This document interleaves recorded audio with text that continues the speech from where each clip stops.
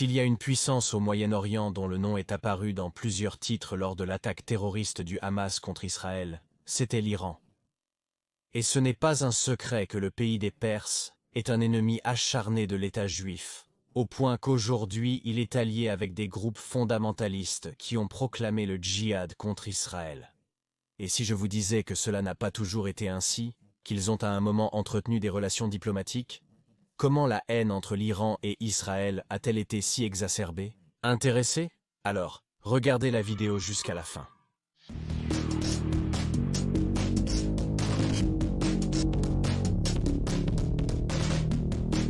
Pour situer le début des relations entre l'Iran et Israël, nous devons nous situer en 1948, qui est l'année de la naissance de l'État juif, suite à la résolution 181 de l'Organisation des Nations Unies, dans laquelle les États des Nations Unies ont voté pour ou contre la partition du mandat de la Palestine en deux États. Comme tout État musulman, l'Iran a voté contre, mais n'a pas interféré dans l'invasion imminente des pays arabes, dans l'État juif naissant.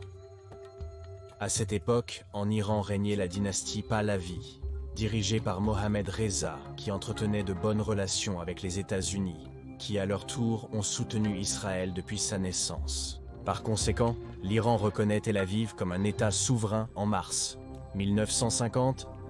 C'est ainsi que les relations entre les deux pays commencent de manière relativement amicale. Israël fournissait des armes et de la technologie militaire à l'Iran, qui en retour recevait du pétrole. Tout changerait avec la révolution islamique de 1979, au cours de laquelle la dynastie Pahlavi a été renversée face aux instincts d'occidentalisation de l'Iran et à l'exil de l'ayatollah Rouhollah Khomeini de l'époque.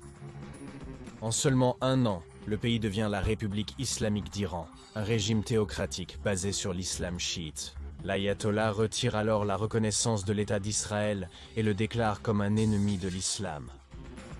Après tout, rappelons que la Palestine est considérée comme une terre sainte par les musulmans. C'est pourquoi ils ont qualifié Israël d'entité sioniste et colonialiste qui devait être éliminée et qu'ils appellent encore aujourd'hui la Palestine occupée. Peut-être que la raison pour laquelle il n'y a jamais eu de confrontation directe est la distance territoriale, où il faudrait traverser au moins deux autres pays pour une invasion de l'Iran à Israël. Néanmoins, l'Iran a soutenu les divers groupes antisionistes et antisémites qui ont émergé dans la région, tels que le Hezbollah au Liban et le Hamas en Palestine. L'Iran fournissait un financement, des armes et une formation à ces groupes, ce qui a été perçu par Israël comme une menace directe pour sa sécurité. Malgré tout cela, Israël a soutenu militairement l'Iran pendant la guerre avec l'Irak, dans les années 1980. Cela était dû au fait que l'Irak était également un ennemi d'Israël et qu'à l'époque, il était sous la dictature de Saddam Hussein, où il y avait des rumeurs de production d'armes de destruction massive. Comme il y avait déjà eu des affrontements entre l'Irak et Israël dans le passé et qu'ils étaient géographiquement plus proches, Israël a choisi de soutenir l'Irak. Cela serait le prélude à la guerre du Golfe, dans laquelle une coalition dirigée par les États-Unis entreprend l'invasion de l'Irak afin de libérer le Koweït de l'annexion irakienne. Cela a représenté la chute du pays de Hussein en tant que puissance régionale au Moyen-Orient, ce qui a permis à l'Iran et à Israël de gagner plus de pouvoir et d'influence.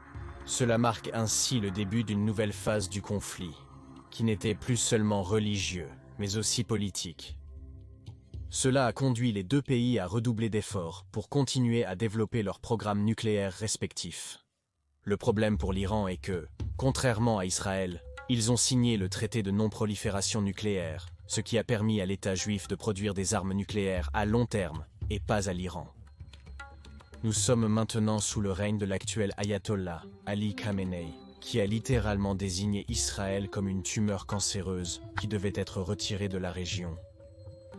En entrant dans le XXe siècle, la guerre du Liban entre Israël et la milice djihadiste Hezbollah qui cherchait à reprendre les territoires du Golan et les fermes de Sheba arrachées par Tel Aviv lors de guerres passées est à noter.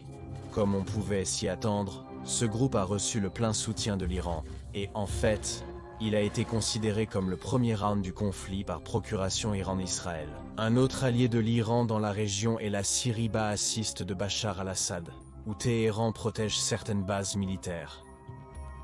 En parlant de ce pays, la guerre civile qui a éclaté en 2011 est bien connue, qui est considérée comme un autre conflit par procuration, où l'Iran a soutenu le gouvernement d'al-Assad, tandis qu'Israël s'est rangé du côté des rebelles syriens, tout comme la Turquie et les États-Unis. Sur le territoire israélien, l'Iran a augmenté ces dernières années son soutien aux groupes djihadistes antisionistes tels que le Hamas et le Djihad islamique palestinien. En réponse, Israël soutient les groupes de résistance à l'intérieur de l'Iran qui cherchent à ramener le sécularisme dans le pays, tels que le Conseil national de résistance d'Iran ou le Parti démocratique du Kurdistan iranien. Une autre question intéressante est comment Israël soutient d'autres pays qui ne sont pas directement ennemis de l'Iran, mais qui pourraient représenter une menace à l'avenir. Comme c'est le cas de l'Azerbaïdjan dans son conflit contre l'Arménie, auquel il a fourni des armes dans tous ses affrontements.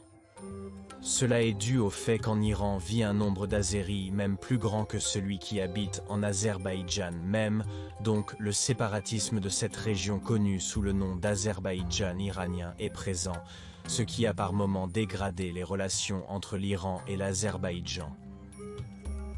En avançant à 2023, les récentes attaques terroristes du Hamas qui ont coûté la vie à plus de 1000 civils israéliens ont été ouvertement célébrées par l'ayatollah, qui s'est positionné du côté du peuple palestinien, qui à son tour a subi une attaque très dure de la part des forces israéliennes en représailles. Rappelons que ces derniers ne sont jamais représentés par l'organisation.